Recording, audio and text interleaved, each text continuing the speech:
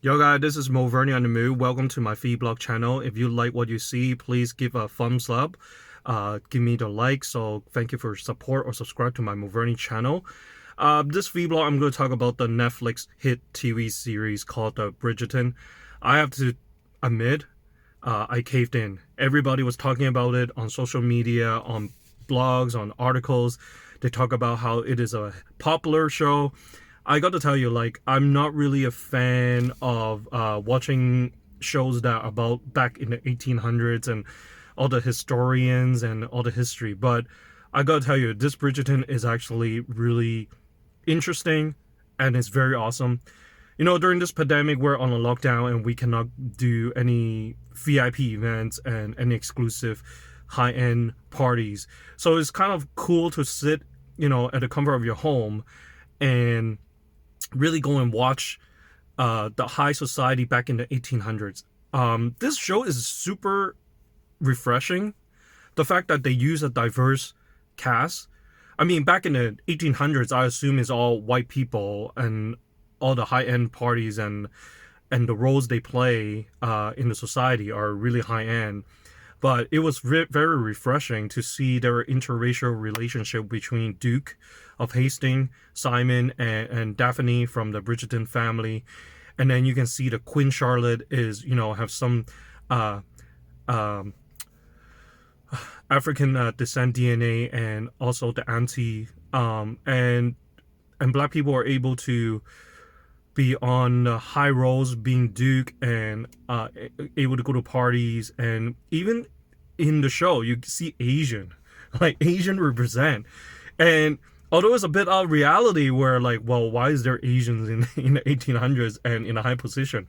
But it's very refreshing. It's something different. It's finally kind of like the production team saying, listen, like, we want talent. We want talent to be in the show. We don't care about what the race are. If they can act, they can dance, they can sing, do it. It was also interesting to see that back in the days, all these people are, it's kind of like a dating mix and mingle to this day kind of thing, that they go through a few months of courting season. They go to all these balls. It is so cool to see what kind of food they do. They eat, the drinks, the venue, all the space, the setting are glamorous. And as they always like to say in the show, exquisite. And I learned some words that they like to use, like your grace. They use your grace a lot. And usually I'm used to hear like your highness, your majesty, but your grace is pretty amazing.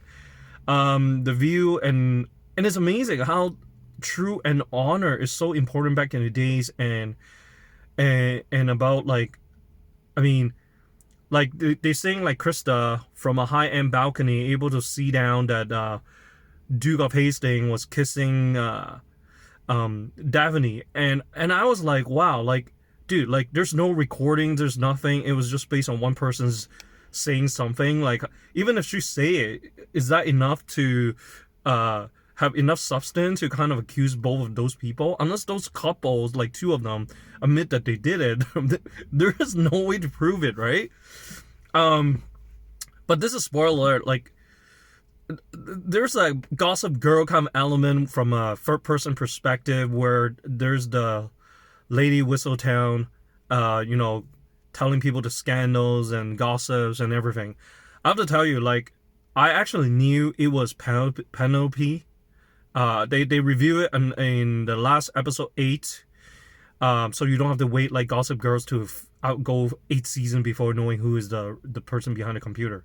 But I mean, I kind of knew it was her. Is the fact that you have to be really in one of the Bridgerton's family or the Farrington family, or someone who is actually up there and noble and in the high ranks and know in and out and attend the ball to know all these secrets.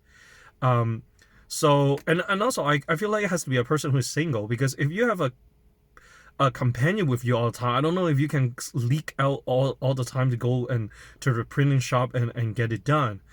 Now, it is quite interesting to know that, like, no one actually, like a paparazzi staying at the printing shop every day to see who's the person, if they really want to know, they could. Yeah, and I think it really did it for me that I know it's Penelope because no one really know that Marina Thompson was pregnant. So for Lady Whistledown to actually know that like Thompson was actually on a fraud and so forth, like I was like, dude, like you have to be in the Farrington family to know it.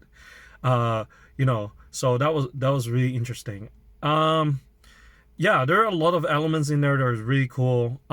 Even the episode 6 when Daphne having sex with Duke and she forced him to, you know, uh, leave his sperm in her vagina so that she can make babies. I feel like it is really quite a scene, and as I think about it, it's kind of like forcing and without his consent, and it's quite interesting how it is a male in a male perspective that he kind of like get raped or without his consent, and then they have an argument, and I feel like it really put us in perspective. And back in the day, the society, wow, everyone is on you. Like you're in a stress of trying to be in the ball, and then you're trying to be stressed where everyone is look at you to dance and everything and finding the right person. Yeah, it's so interesting. Now she has a baby. I don't know what's next for season 2. Pretty sure there's a season 2, but I gotta tell you, like I think after season 2, maybe stretching it mid season 3, I think I'm done watching it. If they continue to have 4, 5, 6, 7, 8, I think I'm done. Like, I mean, I don't know how much you can stretch on this, right? All right, nice chat, and let me know your thoughts on Bridgerton and whether you also know who was the Lady Whistledown behind it, and what do you really like about the show that triggers you, especially from a female perspective, because I'm watching from a male perspective, and I'll love to see from a female perspective. And what's your thoughts on the diversity of the casting?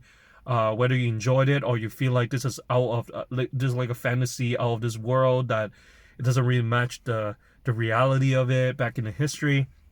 Anyhow, I kind of want my own carriage with 4 horses riding around. Um, and trying to see if these castles are available for people to stay in a hotel or something. Anyway, I'm on the move to grocery shopping. It's this is I need to stock up, so that my home has enough food for the week. All right, Mover is out here. Stay strong, stay safe, and stay positive.